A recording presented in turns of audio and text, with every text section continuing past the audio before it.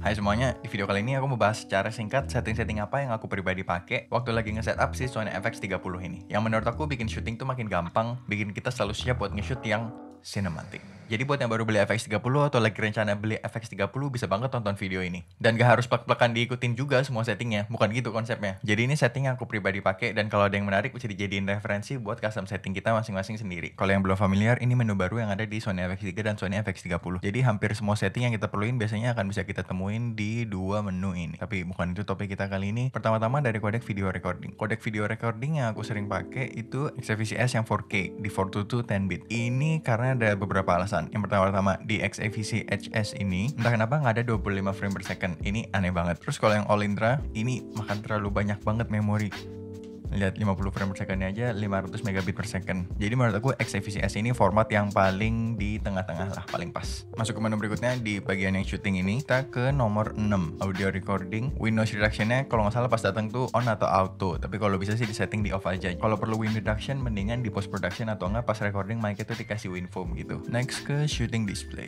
Pastiin emphasize recording display-nya ini on. Jadi ini pastiin tanda recording kayak tally light dan tanda merah di warna merah di layar itu semuanya nyala. Jadi kita benar-benar tahu kalau kita nggak recording. Terus masuk ke setting berikutnya di bagian exposure atau color ini. Kita ke nomor 6, zebra display, bisa diatur on atau off. Tapi yang menarik kalau di Sony ini kita bisa bikin dua custom sendiri. Aku tandain di 70 dan 94. Nah, ini bisa kita atur-atur kita mau yang mana. Jadi tergantung lagi mau ngecek semuanya ada yang overexpose atau lagi mau ngecek skin tone, semuanya bisa lewat zebra ini. Terus di autofocus manual focus di nomor 5, picking displaynya entah kenapa awalnya datang kalau nggak salah warnanya putih, tapi itu agak susah banget dilihat walaupun aku pribadi agak jarang pakai sekarang focus picking display ini ya. Tapi kalau lagi pakai pun paling enak sebenarnya menurutku dipakai di red atau yellow tergantung situasinya. Yang jelas nggak putih, agak nggak kelihatan banget. Jadi itu diganti kalau mau pakai. Terus menu berikutnya lagi di setup nomor 3, operation customize. Ini recording with shutter on. Sebenarnya tadinya tombol recording bawaannya tuh ada di sebelah sini. Mungkin karena ini disebutnya kamera cinema ya, biasanya dipegangnya mungkin begini. Jadi ini pas banget ada di tombol recording ini. Tapi aku pribadi sering banget nambahin top handle atau side handle yang akhirnya enakan tombol recordingnya tetap ada di sini dan ada di bawah sini juga. Jadi dua ini aja. Nah, terus masuk ke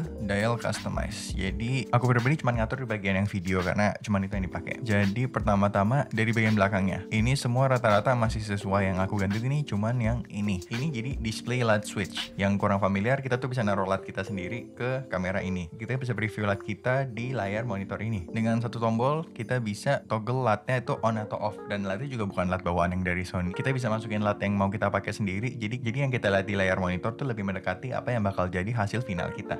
Berikutnya ini tombol di tengah diatur buat ngatur audio recording level. Jadi kalau sewaktu-waktu ganti mic atau gimana atau lagi perlu naikin volume buat scratch audio, nah ini gampang, tinggal tekan tombol di tengah terus putar. Terus sisanya sama zebra dan picking display. Ini juga rata-rata sesuai sama tulisan yang udah ada di sini. Jadi nggak pusing kalau ngelihat, tahu ini gunanya masing-masing itu buat apa. Terus yang diganti lagi di bagian atas ini semuanya juga sama. Cuman yang nomor 3 nih diganti di base ISO switch. Jadi sebenarnya setting ini lebih cocok buat kalau yang shootnya pakai Cine AI. AI-nya itu untuk exposure index. Jadi buat yang kurang familiar, kalau kita pakai Cine AI kita cuma bisa nge-shoot di dua native ISO yang ada di kamera ini, di 800 dan 2500 DSLR3. Jadi dengan satu tombol kita bisa ganti base ISO kita di 800 atau di 2500. Dan ini ngebantu banget. Dan Cine AI ini agak panjang penjelasannya ya kalau harus dijelasin di sini. Jadi kalau ini sesuatu yang menarik untuk dibahas, boleh kasih tahu via komen di bawah. Terus yang terakhir dial wheel-nya. Ini nggak masalah sebenarnya mau yang gimana pun sih, karena kebiasaan aja aku atur yang depan buat shutter speed, yang belakang buat aperture, yang di belakang ini buat ngontrol